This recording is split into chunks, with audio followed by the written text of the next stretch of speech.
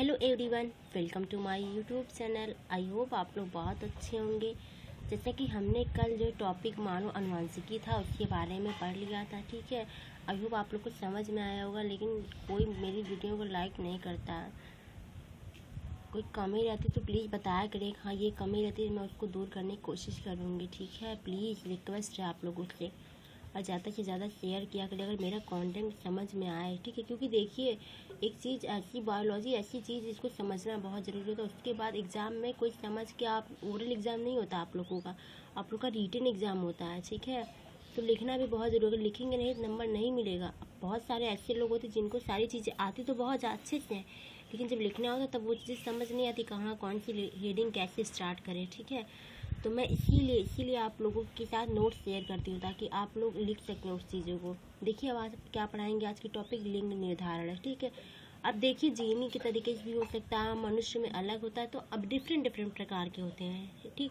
तो देखिए पहले हम लोग देखते हैं इसको दिया किसने, क्योंकि अब देखिए मैंने इसे कल की वीडियो में भी बताया था कि बायोलॉजी में कोई भी टर्म्स हो या सेल्स हो या कुछ भी हुआ, कोई ना कोई साइंटिस्ट होते हैं जिन्होंने इसको क्वाइन किया रहता है या फिर डिस्कवर किए रहते हैं या फिर इनके फाउंडर होते हैं, ठीक है।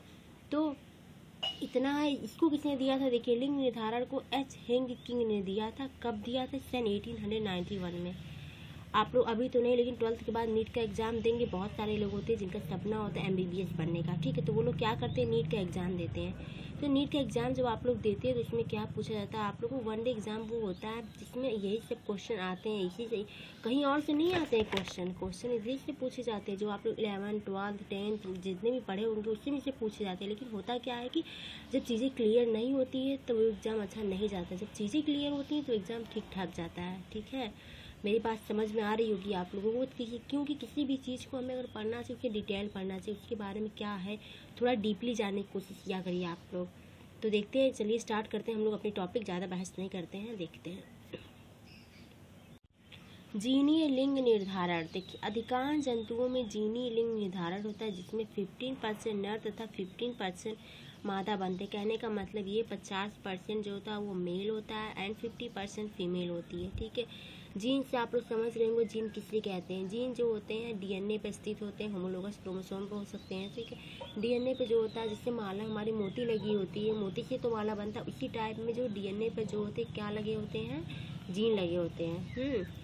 Gene is a fragment of DNA, ये भी कह सकते हैं आप लोग। देखते हैं फिर आगे क्या है। मनुष्य में लिंग निर्धारण कैसे होता है, मनुष्य वाला ज़्यादा इंपॉर्टेंट, ये पूछा जाता है एग्जाम में, ठीक है।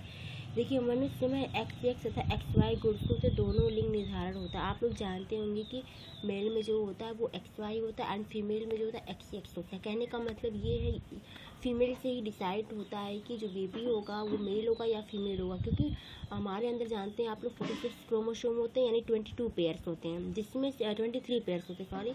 इसमें जो 22 पेयर्स जो होता है वो हमारा ऑटोसोम्स होता है। ऑटोसोम्स जो होता है वो क्या, जो मेल एंड फीमेल में समान होता है। कहने का मतलब स्त्री या पुरुष दोनों में जो होता है 44 क्रोमोसोम, यानी 22 जोड़े जो क्रोमोसोम होते हैं वो सेम होते हैं। लेकिन 1 पेयर क्रोमोसोम, यानी 2 क्रोमोसोम ऐसे होते हैं जो डिफरेंट होते हैं। लेकिन ये केवल फीमेल में नहीं है, ये केवल मेल में डिफरेंट होते हैं। फीमेल में तो सेम ही रहता है, क्योंकि फीमेल में XX ही पाया जाता है। जो 23वां जोड़ा क्रोमोसोम्स रहता है मेल में वो डिफरेंट रहता है, वो क्या होता है, XY। अब जानते हैं X किसको डिनोट करता है, फीमेल को, और Y किसको डिनोट कर रहा है, मेल को, ठीक है। तो इस हिसाब से समझते हैं क्या होता है। देखिए आगे चल के देखते हैं और क्या है।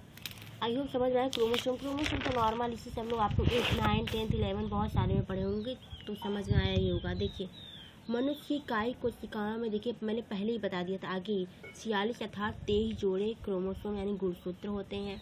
क्रोमोसोम को हिंदी में गुणसूत्र कहते हैं। इसमें से 22 जोड़ी गुणसूत्र को ऑटोसोम, ये भी मैंने पहले ही बताया, देखिए, ठीक है। और 23वें जोड़ी जो क्रोमोसोम्स होता है उसे क्या, हेट्रोसोम्स। हेट्रोसोम्स क्यों कहते हैं पता, देखिए ऑटोसोम का मतलब क्या होता है कि ऐसे जो सम होते हैं, सम का मतलब क्या होता है, देखिए सम का मतलब क्या हो सकता है कि ऐसे क्रोमोसोम जो केवल XX हो। कहने का मतलब ये, देखिए मान लीजिए ये X है, ये X है, दो चीज़ें जो बराबर होती है वो क्या होती है, ऑटोसोम्स कहलाती है। अगर यही हेट्रोसोम्स, कहने का मतलब ये हो जाता है XY क्या होते हैं, हेट्रोसोम्स होते हैं, ठीक है। यानी XX जो होते हैं ऑटोसोम्स, देखिए XX जो होते हैं वो ऑटोसोम्स होते हैं। ये सेम है ना, डिफरेंट तो है नहीं। अब एक्स वाई जो क्या होगा, हेटेरोसोम्स होगा, ठीक है।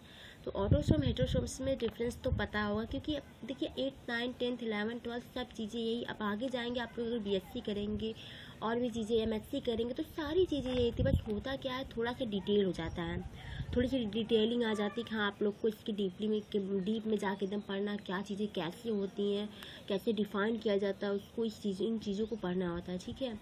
तो आई होप समझ में आया होगा। देखिए अगर जो भी चीज़ें आप लोग को समझ में ना आए उसके बारे में आप लोग तुरंत कमेंट मत करिए कि मैम समझ में नहीं आ रही है चीज़ें, मैं दोबारा कोशिश करूँगी उससे बताने की। मैं एक बार नहीं कई बार बोल चुकी हूँ अपने यूट्यूब चैनल में। अगर जिससे नहीं समझ में आए वो पूछा करें, क्योंकि देखिए आप लोग कहाँ कहाँ से देखते हैं तो हमें ये पता नहीं था, लेकिन जब तक आप लोग पूछेंगे हम तो जानेंगे, हमें तो कोई ड्रीम तो आएगा नहीं कि हाँ आप लोग ये पूछना चाहते हैं। तो प्लीज़ आप लोग पूछा करिए, ठीक है। So thank you and welcome to my YouTube channel.